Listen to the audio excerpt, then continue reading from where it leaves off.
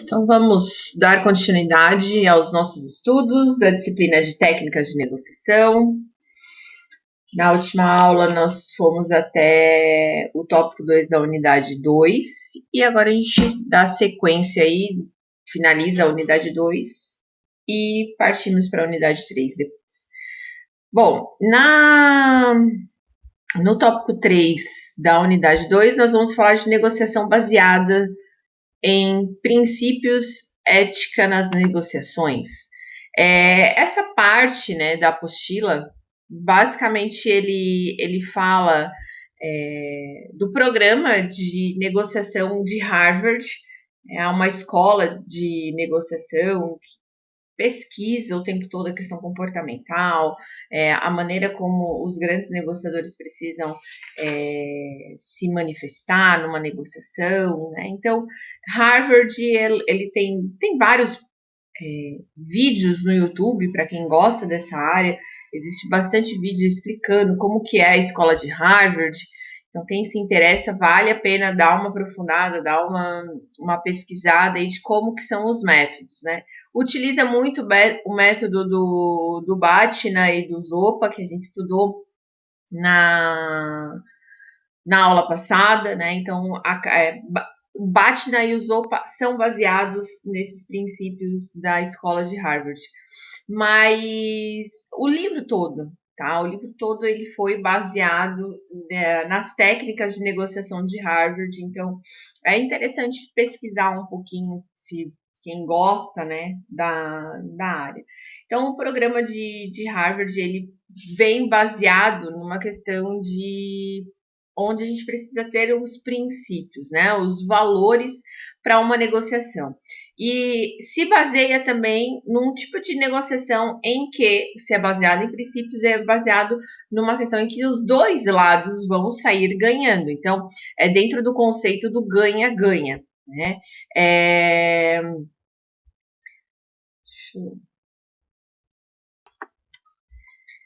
Então, imagina.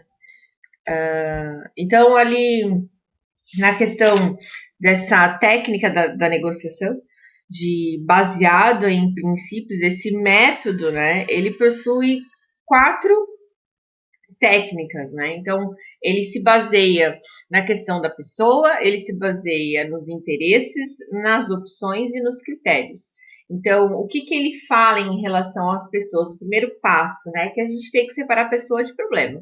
Então, às vezes, você lá do outro lado do teu confronto, vamos dizer assim, da tua negociação, é uma pessoa que você não gosta muito, não tem muita afinidade. Então, você tem que saber separar o momento, né, do que você está vivendo ali em questão de negociação com a figura daquela pessoa. Então, você precisa saber que naquele momento da negociação, esquece o que aconteceu com ela e vai para a negociação. A questão dos interesses concentra-se nos interesses, não nas posições. Que ele fala que é a segunda parte, né, onde a gente tem que pensar no foco da minha negociação. E não entender quais são o que o meu oponente está querendo, será onde ele quer chegar, quais são os desejos dele, será que ele quer me prejudicar? Não, a gente tem que ir concentrar no que eu fui para poder chegar na minha negociação. Então, qual é o interesse da negociação? Então, eu vou focar naquilo. Opções. Cria uma variedade de possibilidades antes de decidir o que fazer. É interessante a gente sempre ouvir, né, escutar muito o que a outra pessoa fala, ter o poder de persuasão e antes também de ir para essa negociação, ter a questão de estudar, né? Até onde eu posso oferecer tal situação, onde eu posso ceder. E aí, às vezes, quando você dá uma contraproposta, às vezes a pessoa não espera aquilo, dependendo de como você fez. E aí ela para e começa, opa, né? Como é que eu vou responder isso agora? Então é interessante a gente sempre ter as opções de tudo que eu posso fazer dentro de uma negociação. E os critérios insistem que o resultado tenha por base algum padrão, né? Então, trabalhar com critérios claros, objetivos, conhecimentos práticos, técnicos, teóricos, isso vai ajudar também na questão de criar o critério para finalizar a negociação. Então, a gente tem aí esses 4 elementos, né, que são baseados na negociação de princípios de Harvard. Então, o método de Harvard é amplamente utilizado por profissionais de diversas áreas. Ele pode ser utilizado em situações também complexas, de catástrofe, tragédias, brigas, enfim.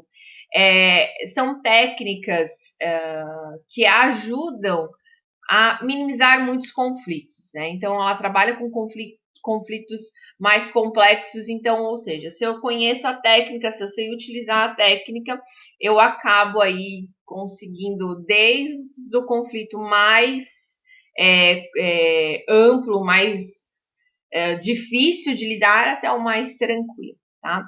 Então, a gente tem aí 4 etapas da nossa negociação que a gente observa que acontece. Tinha os 4 elementos, agora tem as 4 etapas, que é a preparação, criação de valor, distribuição de valor e a última etapa, que é a implementação e monitoramento. Então, a gente tem aí as 4 etapas. Aqui tem um quadrinho, né, onde mostra esses pontos, né? Então, a gente tem na criação de valor, refere-se ao que se faz para compreender os interesses de ambas as partes. Para isso, haverá a proposta de valor e deverá se adaptar às necessidades e aos desejos identificados por ambas as partes. Então, qual é o tipo de valor que nós vamos criar? Qual vai ser a legitimidade? Qual vai ser a conformidade? Quais vão ser as opções que nós vamos estar criando? Como que vai ser essa facilitação, como é que vai ser essa mediação que nós vamos criar dentro da nossa negociação. Depois a gente tem a etapa de distribuição de valor, é onde ocorre a negociação propriamente dita, pois são nessa fase que são divididas as opções entre as partes de acordo com as prioridades de interesse. Depois nós temos a quarta parte, que é eu pulei a questão da preparação, né? Que a preparação é a primeira parte, que é baseada onde a gente vê todas as alternativas, a comunicação, o relacionamento que nós vamos ter, a criação de valor e a distribuição de valor. E, por fim, na última etapa, que é a etapa da implementação e do monitoramento, que é justamente a questão de acompanhar essa efetivação do acordo.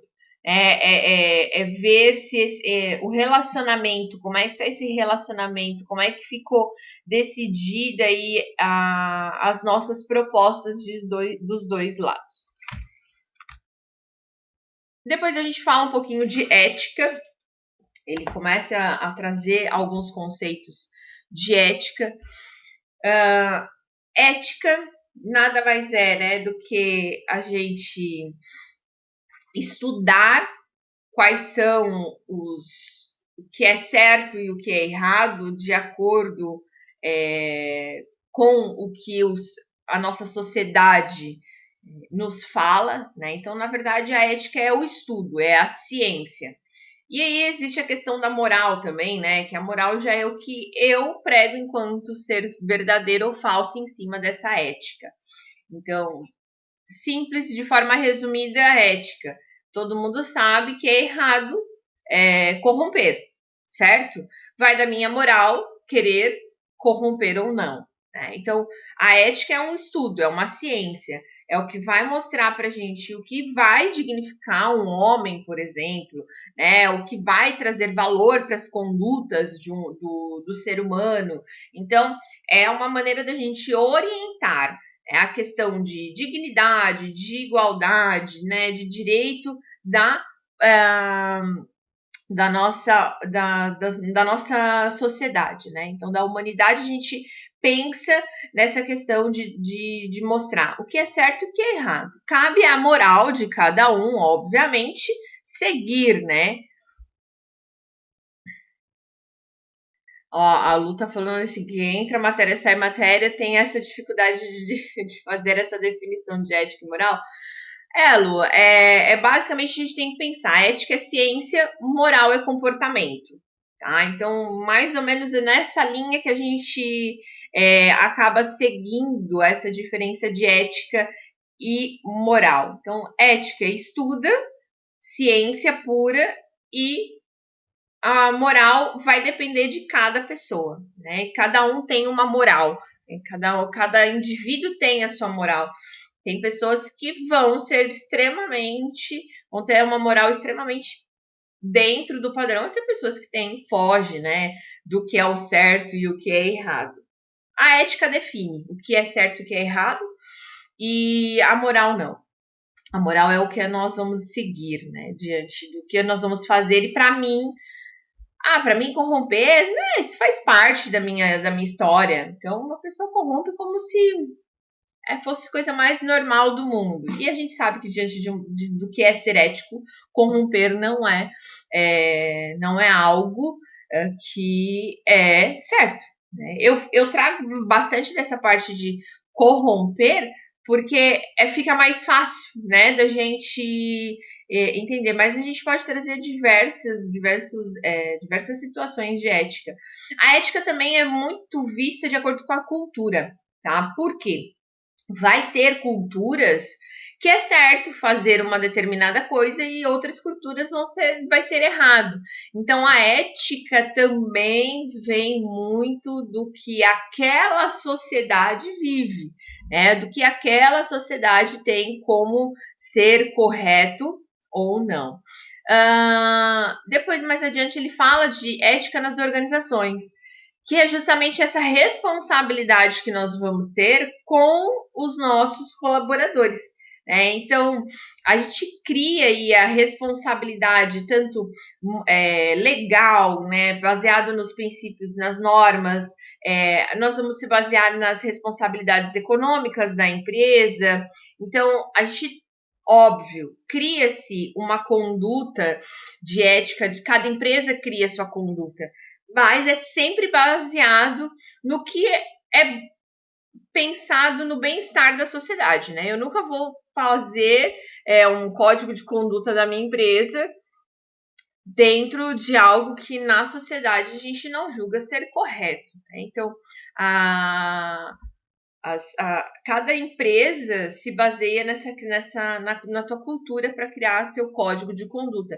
E muitas vezes a questão ética vem baseado, sim, em missão, visão, valores da empresa, né? Elas compartilham com os colaboradores esse material de código de conduta, enfim. Ele até coloca aqui na apostila, né, que vale ressaltar que no Brasil existe a constituição de código de ética empresarial para determinadas profissões. Então a gente sabe a questão dos médicos, né, que tem toda essa questão quando eles recebem o CRM, então o CRM ele tem todo um material falando, né, quais são os código de ética da profissão de médico, e se eles saem desse código, eles podem ser punidos, eles podem perder o direito de exercer essa profissão. Então existe também muito padrões, né, de como seguir cada profissão.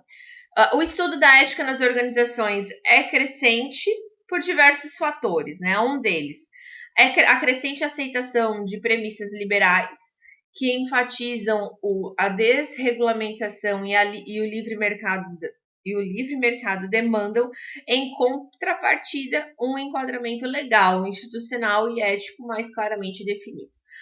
O aparecimento de novos problemas econômicos de grande relevância moral, o meio ambiente, o desemprego prolongado, o protecionismo, novas formas de competição, a crise do estado de bem-estar, enfim, uma série de eventos que levaram a reconsiderar a dimensão éticas nos negócios, e no campo da administração, novas teorias mais humanísticas dão maior significado à dimensão de ética. Então, vem dentro, né, dos estudos hoje empresariais, entrando, a gente acaba estudando outras formas, né, de ética, né, como que a ética está surgindo dentro das organizações. Então, como eu já falei, aqui também nessa parte da apostila fala novamente, né, a influência que a cultura tem no comportamento das pessoas, e isso vai influenciar na questão das condutas e dos princípios, do que a gente aceita ser certo, do que a gente aceita ser errado.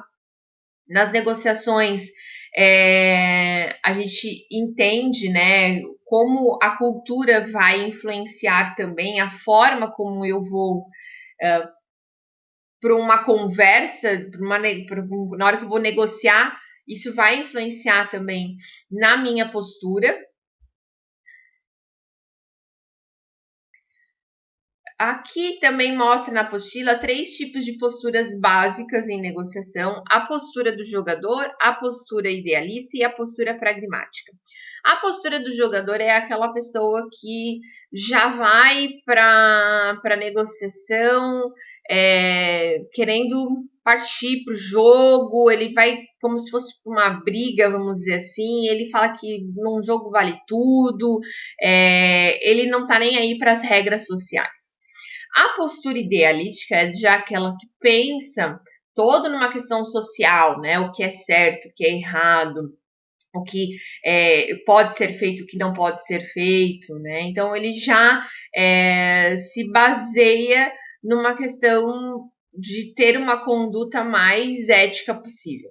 E a postura pragmatista, ela já tem um pouco dos dois, né? Ela às vezes vai falar uma mentirinha aqui, às vezes ela não vai, vai inventar um negocinho, vai ter postura mais prudente, vai ter certas horas que vai ser mais cauteloso, então ele vai ver ele vai andar de acordo com vai dançar conforme a música, sabe? Na questão do pragmatismo, se é para fazer uma mentirinha, ele faz, depois ele segura, não fala mais, né? Então ele usa um pouco dos dois.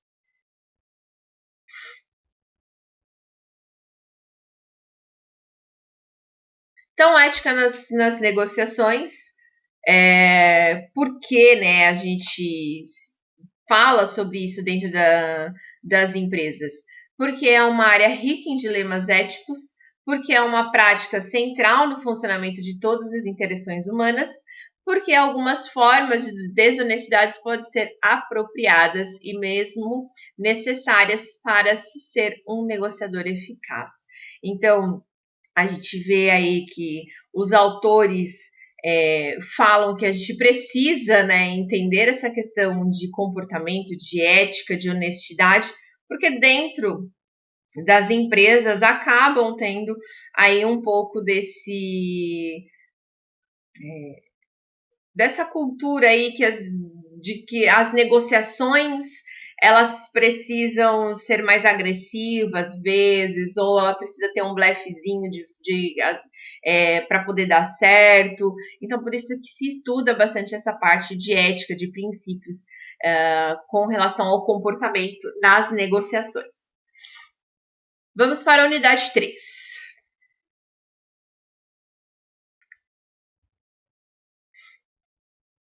A unidade 3, negociações em contextos multiculturais, dividido em 3 tópicos. Tópico 1, nós vamos falar de negociação, desafios e oportunidades. Tópico 2, negociação multicultural. E tópico 3, desafios da negociação. Essa parte da apostila, a unidade 3, se eu não me engano, teve umas provas que eu vi, que é a parte que mais caía nas objetivas, tá, Lu? Que você tinha me perguntado ali. como que era essa questão das provas, pelo que eu lembro quando apliquei essa prova para minha turma do semestre passado, que ainda no semestre passado as provas presenciais, dos alunos presenciais, elas eram todas diferentes, né? Não eram provas iguais. Então, era muita prova. Então, mas eu lembro que bastante prova caiu muito sobre aquela parte do Zopa e do Batna que tem lá na unidade 1 e caiu bastante coisa relacionada à unidade 3. Tá? Então, se quiser deixar também anotadinho, aí para a hora de fazer uma revisão, antes de ir para a prova objetiva, já sabe que já são pontos que gostam de estar caindo, né?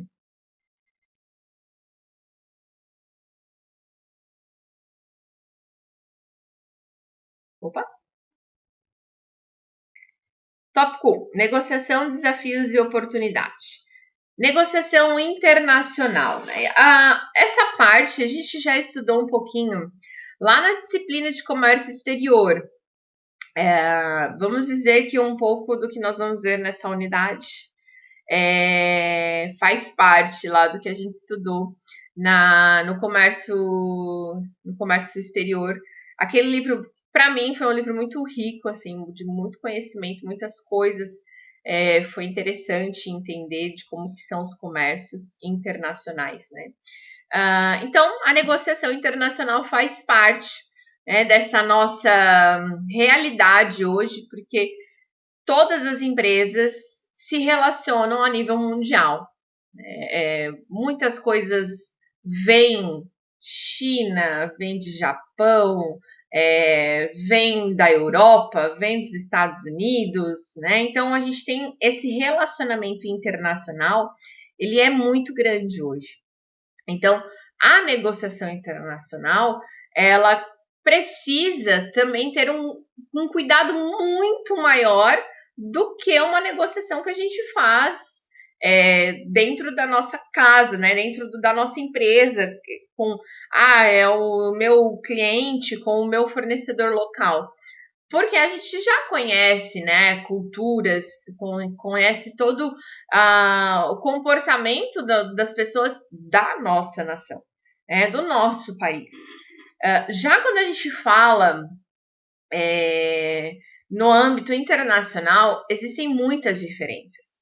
Existem comportamentos completamente diferentes. Então, a gente tem que ter esse cuidado, a gente tem que ter esse estudo de como se comportar também numa negociação com outras nações, né? Então, aqui ele traz bastante essa parte.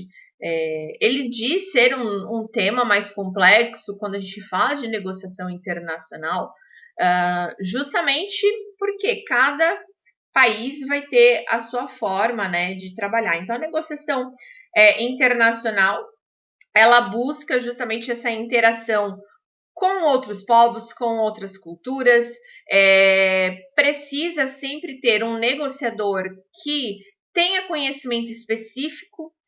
Eu acho que eu comentei isso com vocês já em outra, na disciplina de comércio exterior, não me recordo agora, mas já teve uma situação aqui na minha região, a gente tem muita empresa na área da cerâmica, né? Que são as principais, os principais nomes de cerâmicas estão tudo aqui na nossa região. Aqui de Santa Catarina, em Criciúma, Sara, né? Tá tudo aqui. Então a gente tem Portinari, Eliane, Ceusa, toda Portinari, Ceusa. Enfim, agora eu não vou me recordar todos os nomes. Eliane, tem tudo, as principais, quando se fala de porcelanato, piso, essas coisas, estão todas aqui na região. E um dia, isso quem me contou foi uma pessoa que trabalha dentro de uma das empresas, né? Isso já faz tempo. E aí veio um pessoal da Índia visitar a fábrica, que eles tinham um relacionamento com o pessoal indiano. Veio visitar a fábrica e um dos que estavam ali organizando, né, a visita deles, falou assim, então vamos levar eles para almoçar numa churrascaria. Poxa, ferrou, né? foi algo assim de extremo desrespeito. Por quê? Na Índia eles têm a questão de que a vaca é um animal sagrado, né? Eles não se alimentam, né? Então houve, né, esse desentendimento ali na hora da negociação. Não ficou muito legal para a empresa, né, teve que fazer um jogo de cintura ali na hora. Então, por isso que a gente fala que é importante a gente conhecer a cultura da outra pessoa, do outro país, na verdade, para a gente conseguir criar condições necessárias para se ter uma boa negociação. Então, foi você, dessa forma que você trata a outra pessoa, isso já pode ter problemas numa negociação internacional. Então, a gente precisa estudar bastante, precisa entender como que é a questão histórica, a questão de estrutura, a cultura, a economia, a política da outra cultura, do outro país que nós vamos negociar, para a gente conseguir aí ter uma conexão, né? Conseguir fazer com que a gente entre, né? Consiga vender para aquele país. E aqui a gente começa a falar um pouco de globalização. A globalização nada mais é nada mais é do que a gente ter entrado no mundo inteiro, ter tido essa conexão, essa relação, né, entre vários países. Então a globalização ela veio já faz muitos anos, onde a gente começou a ter esse comércio internacional, onde ficou muito fácil, né, a gente comprar e vender para outras nações, né? Então a globalização tá no nosso dia a dia. Hoje a gente não tem mais como separar, né? O que é do nosso país, o que não é do nosso país. A gente comercializa produtos o tempo todo, nacional e internacional, nacional e internacional. A gente tem aí aplicativos hoje como Shein, Shopee, AliExpress, que facilita muito. Antes, quem é que comprava coisa da China? Era só as indústrias. Não, hoje a gente compra coisa da China com a maior facilidade do mundo, né? A gente compra produtos dos Estados Unidos com uma facilidade muito grande. Por quê? Cada vez mais a gente está tendo a facilidade da internet, vem causando essa questão das nossas práticas comerciais facilitando. E a negociação também, porque fica mais fácil, né, da gente criar, a internet, né, fez a gente criar essa questão de comunicação muito mais fácil na hora de negociar. O meu marido, ele faz muita compra pela AliExpress e ele vive negociando. Eu acho um sarro, assim, ele fala, vou conversar com os meus primos chineses lá agora. Que aí ele quer comprar, às vezes, um pacote, quer comprar alguma coisa. É normal, ele digita lá, traduz e tá tudo certo. E ele vai conversando com o povo de lá e o povo aceita, às vezes, o que ele fala, às vezes não aceita. Tipo, as negociações dele e tá tudo certo. Eu falo assim, gente, como pode, né? Ele tá negociando com uma pessoa do outro lado do mundo, com outra língua, mas a internet facilita muito essa situação. A gente sabe também que toda essa questão de comércio, né, ela é baseada na OMC, que é a Organização Mundial do Comércio, onde a gente tem toda uma questão de legislação, que as regras, né, de como tem que se respeitar essa transação comercial internacional. A gente não compra de qualquer jeito, né, quando a gente se fala de outros países. Existem acordos, existem também a questão de blocos, né, econômicos, que a gente acaba tendo também regras próprias. A gente como o Mercosul, temos aí a questão de comércio na América Latina. Então, todos os países envolvidos no Mercosul tem taxas diferenciadas, né, tem um relacionamento comercial diferente. Do que eu vou vender o mesmo produto, às vezes, lá para a Europa. Então, acaba que nos blocos econômicos a gente também tem essa facilidade. Então, a gente tem que entender quais são as legislações que vão reger essa transação comercial internacional. Bom, existem dois tipos, né, de negociação. A gente tem três, né? Bilateral, multilateral e negociação regional. A bilateral de comércio, os acordos bilaterais de comércio tornam-se uma tendência mundial. São contrato entre dois países, né? Então, a gente tem dois países envolvidos nessa negociação. E quando a gente fala de multilaterais, são alianças formadas por 3 ou mais países que aí entram nesse acordo de caráter econômico, de caráter político também. As multilaterais tornam-se sempre mais complexas do que as bilaterais, óbvio, porque vão ter mais de 3 países envolvidos, então mais de 3 culturas diferentes, legislações diferentes, que precisam chegar sempre nesse acordo, né? Então acaba sendo um pouco mais difícil essa relação de negociação, mas é por isso também que a gente tem os blocos econômicos, que são justamente essa parte de acordos, negociação multilateral, que são vários países que conseguiram chegar num acordo comum. Então, o bloco econômico faz parte, né, também desse acordo multilateral.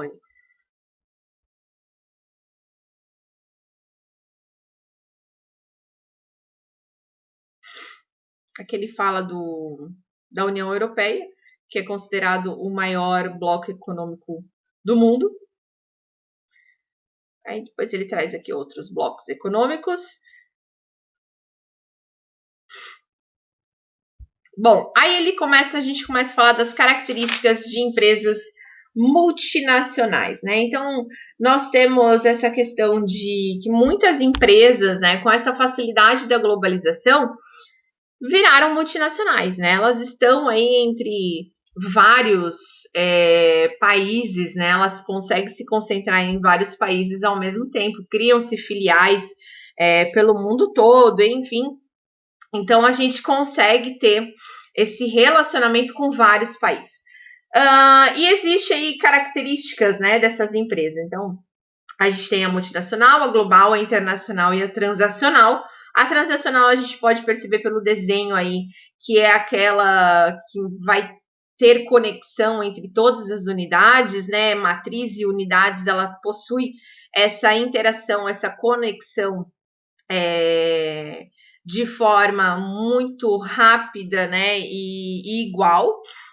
A global e a transacional, você percebe que a matriz, né, ela fica no centro, então ela tem uma importância maior em relação à tomada de decisões.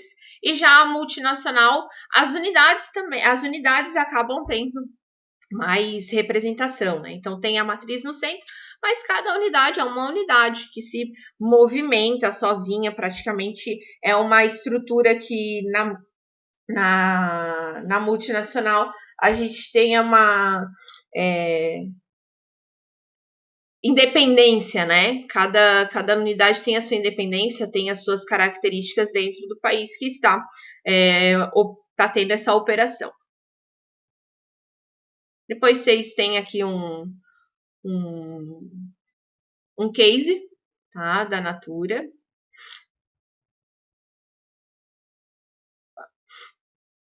E vamos mostrar aqui os 3 fatores que determinam, né, essa questão de internacionalização, né, da nossa produção. Então, são 3 fatores.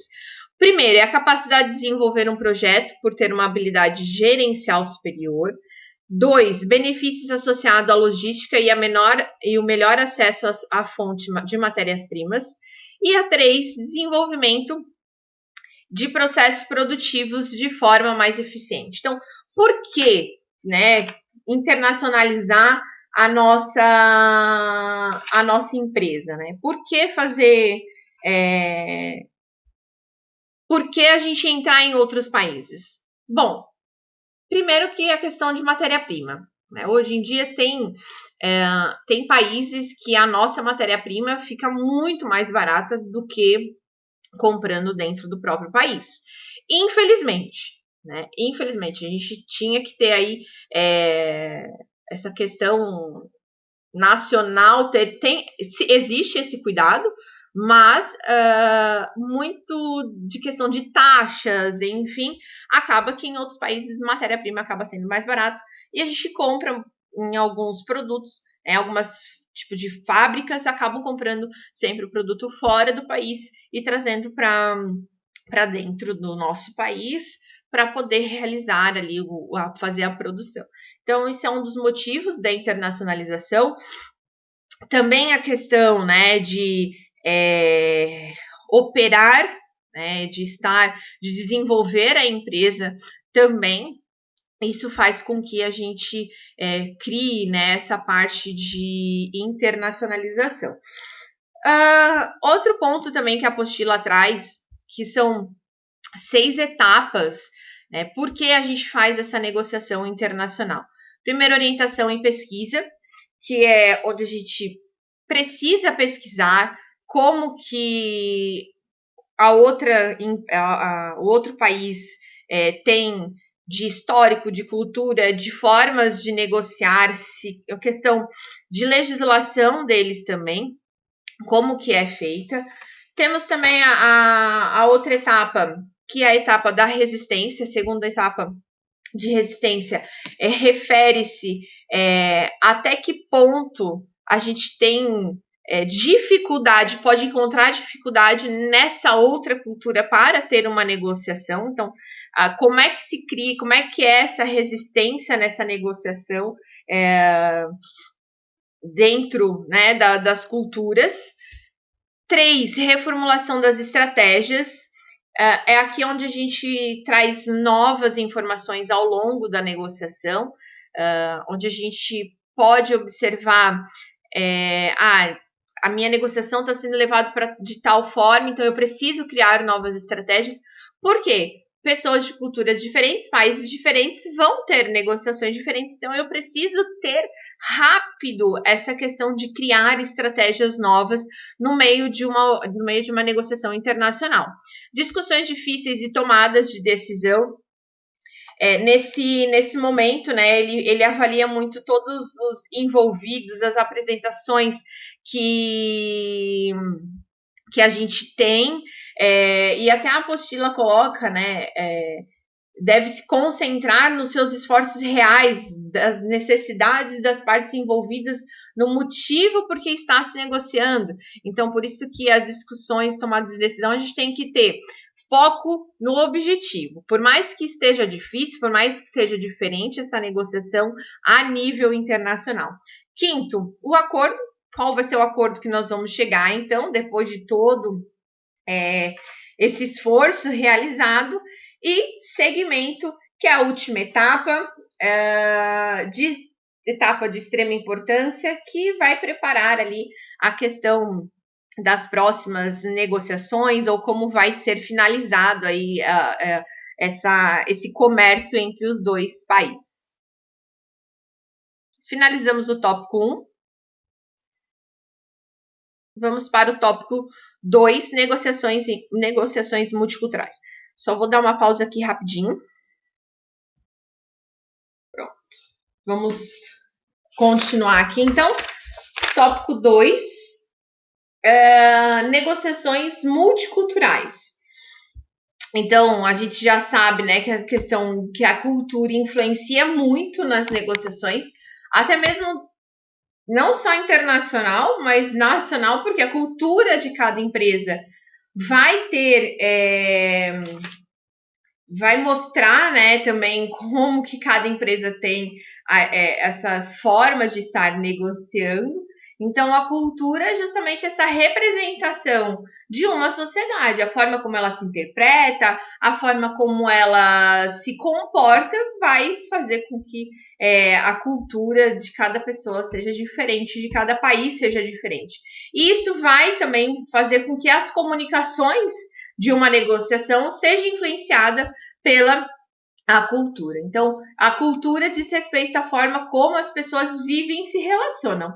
Então, na parte, né, de conceitos de cultura, ele coloca: cultura é um fenômeno de grupo, consiste, então, cada grupo tem aí a sua forma de manifestar a sua cultura. A cultura é adquirida pelos indivíduos a partir do grupo a que pertence, e a cultura é um conjunto exclusivo de atributos que englobará todas as áreas da vida social. E esses atributos podem possuir características intangíveis ou incorpóreas. Então, cultura influencia na negociação muito, né? A negociação internacional, principalmente, é influenciada aí pela cultura. Esse tópico 2 é bem semelhante ao tópico, ao tópico 1. Não vai ter aí muitas diferenças, né? Então, por isso a gente vai, para não ficar uma coisa muito repetitiva, que traz alguns exemplos, né, em questão de cultura, que ele fala, né? Um exemplo claro é a história do executivo americano que presenteou a filha de seu sócio chinês com um relógio por ocasião do casamento dessa, sem saber que relógios são presentes inapropriados na China, porque são associados à morte. Este insulto resultou no término do relacionamento do negócio com o seu sócio. Então, olha só, né? Às vezes, até numa forma de presentear, a gente pode ter problemas aí numa cultura que é diferente da que a gente está acostumado a viver. Então, os fatores, né, que podem interferir numa negociação, a questão cultural pode interferir numa negociação, é o uso do tempo, individualismo versus orientação coletiva, estabilidade de funções em conformidade, padrões da comunicação. O uso do tempo diz respeito à relação das culturas com o horário e prazo. A questão do individualismo versus orientação coletiva, a questão do eu versus o nós também pode influenciar numa decisão, né, de conforme a cultura. A questão da estabilidade de funções e conformidade, ele traz, né, a questão que caracteriza pela necessidade ou não de haver conformidade e estabilidade nas funções. Exemplo, podemos mencionar o povo alemão, que prioriza o conteúdo dos negócios, deixando de lado o relacionamento interpessoal. Então, a gente tem que saber como que também cada país tem aí a sua forma de lidar com a negociação.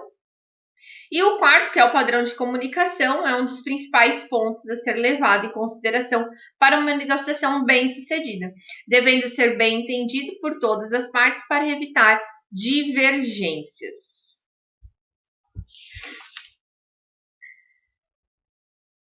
Eu vou dar uma puladinha aqui, porque querendo ou não, vai falar novamente de cultura, a questão da cultura, a importância da cultura e tudo mais. Aqui é um case também que a gente tem. A cultura ela pode ser comparada a um iceberg. Opa, peraí que eu diminui demais. A cultura pode ser comparada a um iceberg porque existe a situação do que é visível e do que não é visível. Então, a gente precisa ter esse cuidado, porque muitas vezes o que a gente vê, o que a gente consegue perceber é só a pontinha do iceberg, é só uma pequena parte do que é a cultura dessa empresa, dessa pessoa. Então, o iceberg é o ambiente físico, o idioma, o comportamento, a emoção, a parte de cima, né, esse topo. E a gente tem a parte de que não é visível, a parte de baixo, que aí já é a forma como a religião, como é a religião daquele país, os sentimentos, os papéis femininos e masculinos, os valores, a percepção de tempo, espaço, comunicação não verbal, informação, poder, percepção, estresse, necessidades e interesses. Que é aí que a gente tem que pesquisar. É nesse ponto que a gente tem que buscar conhecimento e entender quais são essas características da cultura que nem todo mundo vê, que é só realmente quem vivencia, quem está dentro do dia a dia da cultura para saber como que funciona. Então é isso que a gente tem que estudar, é isso que a gente tem que buscar ter entendimento dentro de uma negociação. Vamos para o tópico 3 agora. Desafios da negociação. Então, importância da comunicação, né? Lá na unidade 1 a gente já falou essa questão de se comunicar, saber se comunicar, e como nós estamos na unidade 3 falando da parte internacional, gente, fundamental. Eu não vou ficar com um Google Tradutor numa negociação o tempo todo. Eu preciso ter domínio da fala, domínio da língua, né, do idioma em que eu vou, do país que eu vou negociar, que eu pretendo criar um relacionamento. Então, é importante a gente ter essa comunicação na gestão também, para conseguir, né, se relacionar com outros países. Existe a questão da linguagem verbal e não verbal. Quando eu dei essa disciplina para minha turma no presencial semestre passado, a gente falou muito disso, né? Que o corpo fala. A forma como a gente se apresenta, a forma como a gente senta, a forma como a gente gesticula, vai mostrar como que o nosso corpo está falando. Então, a gente consegue interpretar se a pessoa está interessada no que eu estou falando ou não. Então, às vezes, como senta de braço cruzado, isso, entrou de braço cruzado, a pessoa está fechada. Você vai ter que, trabalhar muito, assim, para a pessoa soltar esse braço e conversar, né? E ter um relacionamento. Então, isso, a forma também como a gente se expressa, mostra. Tem muito livro, gente, muito livros aí que fala, né, sobre essa parte corporal, e é muito interessante. Para quem gosta da área da gestão, é interessante a gente saber interpretar as pessoas também pelo corpo, né? A forma como elas estão sentadas, a forma como elas estão mostrando na forma corporal esse relacionamento, né? Essa conversa que você tem com ela. Né? Então é interessante, para quem gosta, vale a pena. E outra, né? Quando a gente fala no sentido internacional, a gente precisa entender que o corpo também fala e significa muita coisa, né? Um chinês, eu não vou chegar abraçando, eu chego estendendo a mão.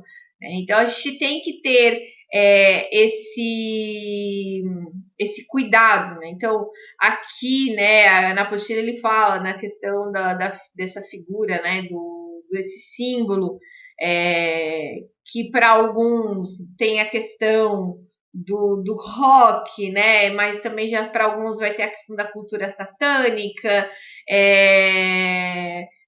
tem outras, aí vai tendo vários, né, significados. Então, para algumas vai ser insulto, em outros momentos nem tanto.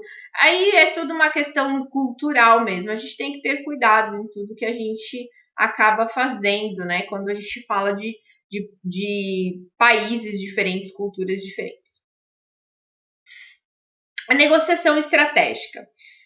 Bom, a negociação estratégica, ela vem com uma questão mais sistêmica de querer entender, né, como é que funciona a parte de dentro e a parte de fora da empresa, ou seja, o ambiente interno e o ambiente externo. Ela vai fazer com que ela vai compreender tudo o que está acontecendo no ambiente externo e, assim, conseguir criar uma negociação de acordo com o que nós temos diante, né, de política, economia, governo no geral, legislação, sociedade, e a gente analisa também a parte interna.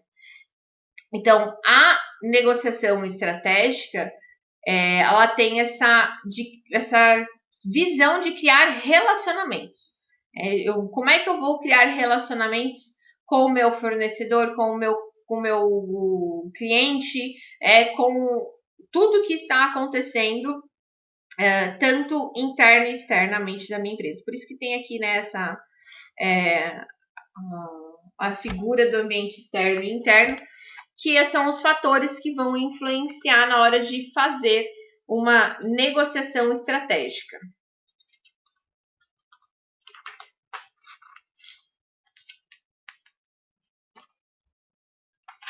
Então, quando a gente pensa em negociação estratégica, a gente pensa em pontos como inovação, diversificação, expansão, diferenciação e aliança e parcerias.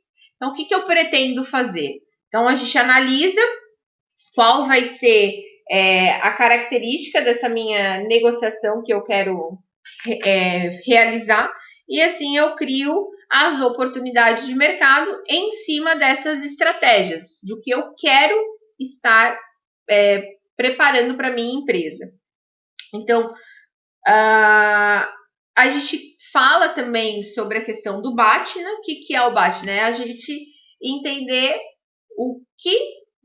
até onde eu estou disposto a ofertar o máximo e o mínimo do que eu estou disposto a ofertar, né? Então, qual é o meu limite, né, que eu posso chegar, que eu quero ter de preço para cima, e também o menor preço, o maior preço e o menor preço, né? Então, a gente cria aí essas alternativas, né? O BATNA nada mais é do que criar alternativas de negócio, né? Então, qual vai ser os de acordo? Qual vão ser os acordos que a gente pode estar firmando dentro dessa negociação? E aí ele fala novamente dos OPA, né? Que a gente cria aí a zona de possibilidades, porque eu sei qual que é o BATNA do meu cliente e eu também sei qual que é o meu BATNA, e aí a gente cria a zona de possibilidades e cria-se então uma negociação estratégica. A gente acaba criando uma estratégia em cima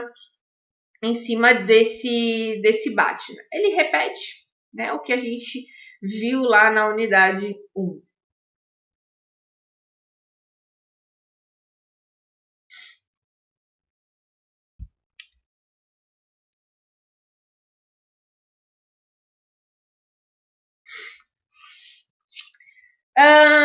Tem uma parte da apostila. Pois é, eu deixei passar, ó. Peraí. Que eu vou procurar e vou achar. Que caiu na prova dos meus alunos do semestre passado. E quando caiu, eles ficaram assim: professora, foi você que escreveu a prova.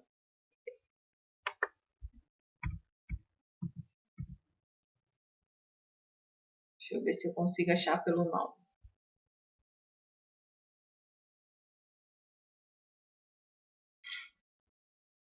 Porque eu sempre deixei passar.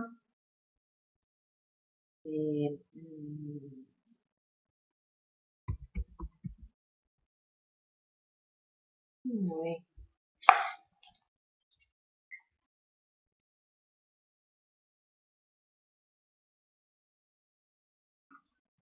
Deixa eu dar uma pausa para ficar gravando isso, né? Tá, é porque era fazer a parte da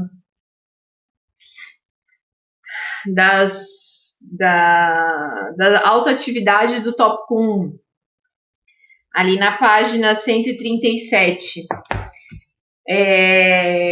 Eu tinha conversado com eles, dado todo o exemplo, e eu nem tinha me ligado que tinha essa questão na autoatividade, e foi uma questão que caiu na prova deles. E eles falavam assim: professora, foi você que escreveu, né, a prova? Eu falei assim: não sou eu que escrevo a prova, tal. Porque quando a gente falou de negociação internacional, nós temos aqui na região a JBS, voltado só para a questão de frango, né? E ela é toda feita para negociação internacional. Então, ela é baseada em todas as regras da China, de países islâmicos, enfim. E eu tive o prazer, né, de conhecer uma vez. Eu acho que não sei se já contei essa história para vocês. Mas ela é uma fábrica assim, fantástica. Assim. Nossa, eu fiquei encantada com a tecnologia que aquela empresa tem.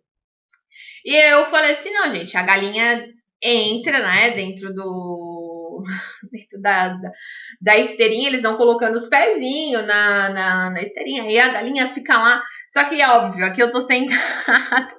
E aí eu comecei imitando a galinha, todo o processo da galinha. E lá eles têm a parte da negociação islâmica, né? Então tem um turno ali da empresa, da fábrica, que é todo voltado para a questão do islamismo, né? Tem o nome agora, é do Hamal, alguma coisa assim. Tem agora eu não lembro, mas tem um nome. Então aquele turno específico é para aquele lote, são os frangos que vão ser exportados para os países de cultura islâmica. Então, quando a galinha chega, existe a questão da degola, né, que é o abate.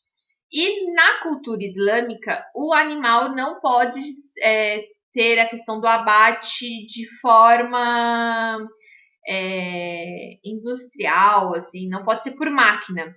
Por questões religiosas, né, ela tem que ser sempre por humanos, né, fazer o abate. Ele até coloca de modo indolor, né? Então tem que ser por questões, né, religiosas e virado para Meca. Cara, é muito interessante isso, porque eles fizeram a parte do abate realmente virado para Meca. Eles pegaram a questão de, né, GPS, essas coisas aradas toda, né, com certeza, a bússola, falou assim, ó, essa tem que ser virado para lá. Então, é posicionado virado para Meca. Então, quando o frango chega, é colocado lá, os pezinhos são colocados no grampinho lá, e aí as pessoas vão fazendo a degola manualmente. Então, tudo aquilo, né, todo aquele processo vai ser de forma manual, respeitando a religião islâmica. Eu achei aquilo fantástico, né? Achei aquilo demais, assim, ó.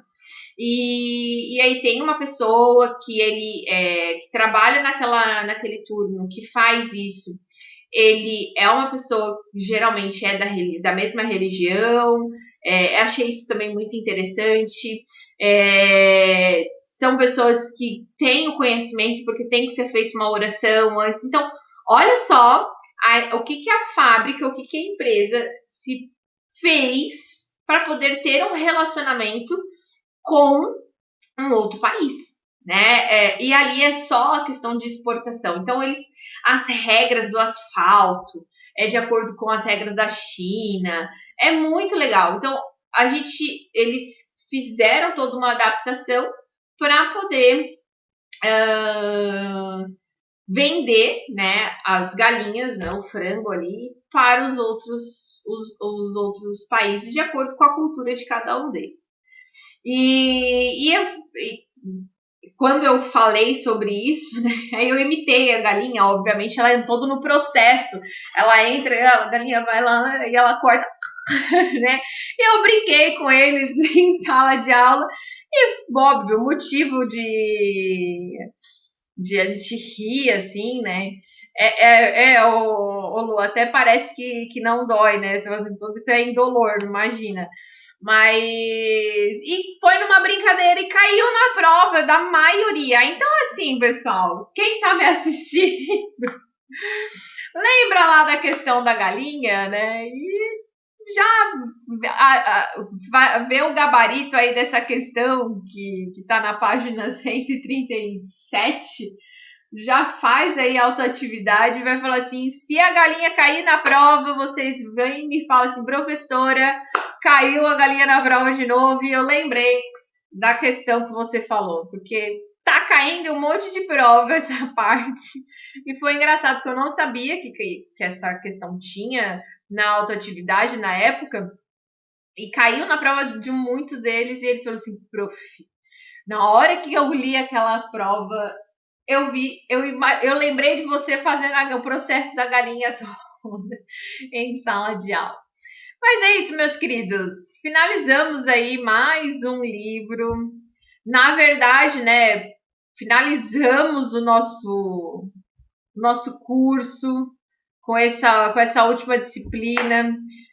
Se eu não me engano, para a turma aqui na administração, ela é a última disciplina.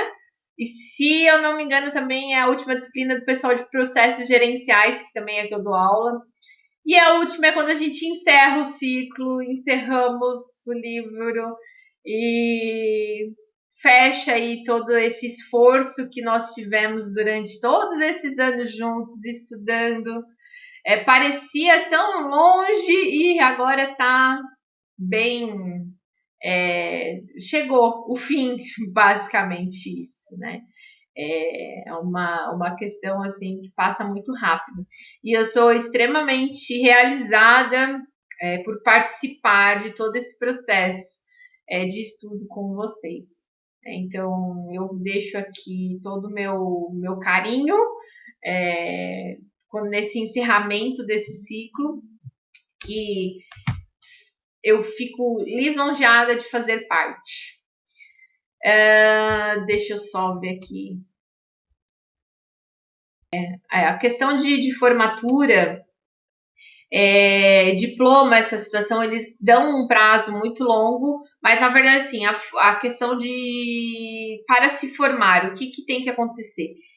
Tem que estar com todas as notas postadas, todas as notas precisam estar lançadas, as médias precisam estar fechadas, atividade complementar realizada, então precisa estar com as atividades complementares realizadas e postadas lá certinho, lá na parte da atividade, ali no botãozinho que tem em cima dos livrinhos ali de atividade complementar, posta tudo. Tá com tudo postado? Fechou.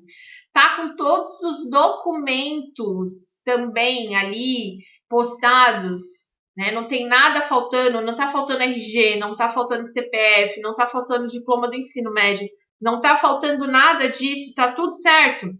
Então, se tá tudo certinho, só solicitar a colação de grau. Por que às vezes ele dá um prazo muito grande? Porque às vezes demora para poder sair as notas, né? A questão do paper e tudo mais. Vai sair, no nosso caso que a gente está no final do ano já, sai sempre em dezembro. Dezembro é férias coletiva, dá um atraso ali também na situação da Uniaselv. Então, geralmente o diploma de vocês vai aparecer ali por janeiro, mais ou menos fevereiro, tá? Então, por isso que colocou ali, porque a previsão é para 2023 ser tão distante. É mais por isso, porque todas as notas precisam estar postadas, né? Não é rápido, por mais que o diploma seja digital, demora um pouquinho, tá? Mas assim, ó, saiu todas as notas, tá com tudo postado de documento, de atividade complementar, vocês mesmos conseguem pedir a colação de grau. É só ir lá na atendimento, novo atendimento, formatura, solicitar colação de grau. Clica ali e pronto. Ele vai dar um prazo, o prazo para você se formar é X. Então, aí o diploma agora é digital, volta lá na questão dos documentos, imprime, salva. Gente, diploma digital, salvem tudo que vocês puderem salvar. Imprime, salva na nuvem, salva no e-mail, manda e-mail para pai, para mãe, para todo mundo, para que todo mundo tenha esse e-mail desse diploma, que se caso aconteça alguma coisa, vocês tenham ali vários documentos salvos. Certo? É bem tranquilo, não tem nada assim difícil aí para poder tirar o diploma. É que eles dão sempre um prazo aí depois na solicitação, um prazo de 2, 3 meses mais ou menos para o diploma ficar pronto. Mas sempre vai rapidinho, porque a diploma digital acaba sendo num tempo um pouquinho menor, né? Mas, como estamos no final do ano, tem aí essa questão de férias coletivas, às vezes atrasa por causa disso. Certo? Fechamos então. Mais uma vez agradeço e estamos juntos sempre.